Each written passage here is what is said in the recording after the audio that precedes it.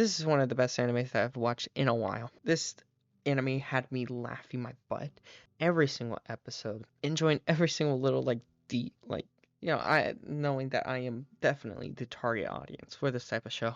I really enjoyed the fan service of all the characters and also all the mecha battles.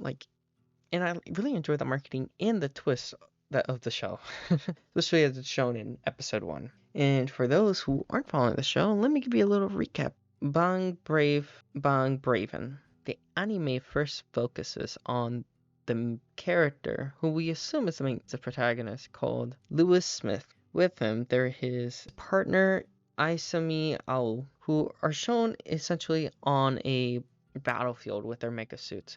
But then that mega battle is proven to be just a simulation, and then we get to know the character's slice of life.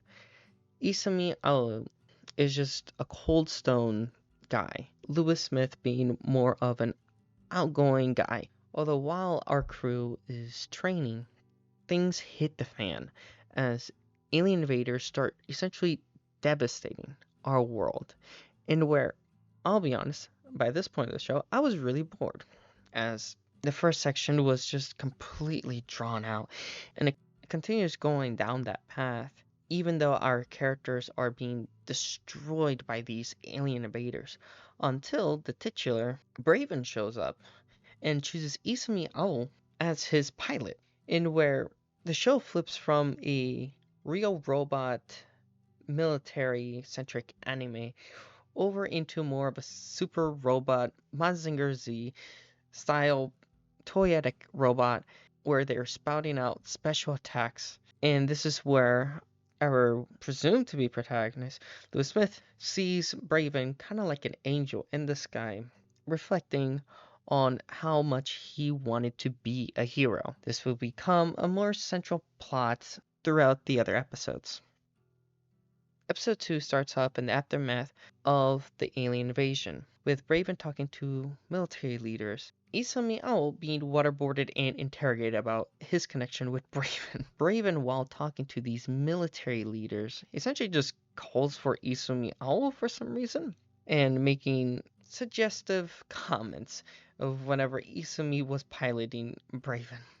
Although everything hits the fan whenever there's a new alien invader that comes to Earth. As Braven explains, he essentially comes to Earth as to protect humanity from peril, in a similar manner that I would describe like Ultraman. Although with this battle with these alien invaders, Braven is essentially being kicked around, while Isami is still being interrogated, with American McGee essentially watching the sidelines as all this happens and wondering where is Isami. And as a way as to save humanity, Smith makes his way to find Isami, get him out, and get him connected back with Braven. Although due to Izami's previous piloting of Braven and the interrogation, his mind is just completely broken and he doesn't want to pilot him. Well, it gets into a situation where Braven is essentially begging for Izami to get back inside of him, and Smith makes the offer that maybe he could pilot him.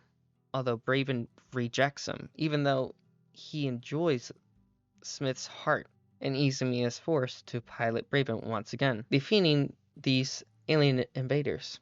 Although near the end of the episode, while all the other soul characters are relaxing on the beach, Smith runs across someone who washes ashore, who's, I'll be honest, I'm assuming it's going to be some ex machina that probably betrayed them because her hanging out with all the humans for so long that she has a change of heart and she is the key of saving the world and not Braven.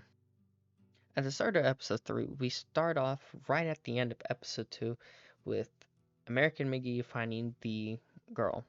Izumi, still inside of Braven, essentially refuses to just leave him, essentially feeling broken after the last battle and essentially being abused.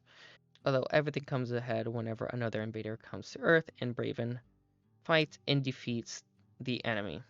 While this is all going on, American McGee is dealing with our little alien friend as they start fighting one another until the point where Braven is tossed across, landing on the motel in the middle of American McGee and our alien, who we find out is named Lulu, almost having an intimate moment. Overall, these sets of episodes were completely hilarious, and I love the action.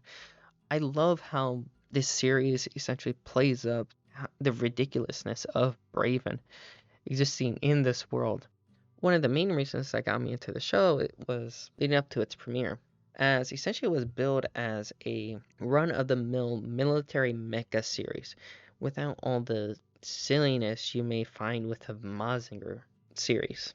What I found the most hilarious was everyone's reaction whenever the first episode dropped, and everyone were surprised by the twist that, like, actually, this isn't some hard-boiled, realistic mecha series. It's actually just a silly super robot series. It doesn't take itself way too seriously, which overall I enjoyed. And how some people make comments about how the male characters in the series looks. I'm not gonna lie, I really enjoy, and I do have some friends that really, really enjoy it. I'm kind of really happy for this series, being the first series of 2024 that I've catched up on. It kind of gives me a good look ahead on the potential mecha series that we're going to be seeing throughout this year. I know that the Gundam Seed movie recently released, but there hasn't been any announcement on its North American release, although I hope we get something soon.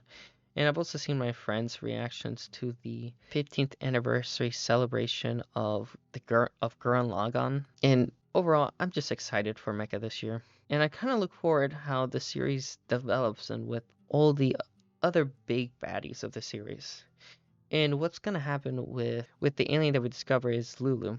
Overall, I had a fun time with the series. This has been Osoweeb, and I'll be signing out.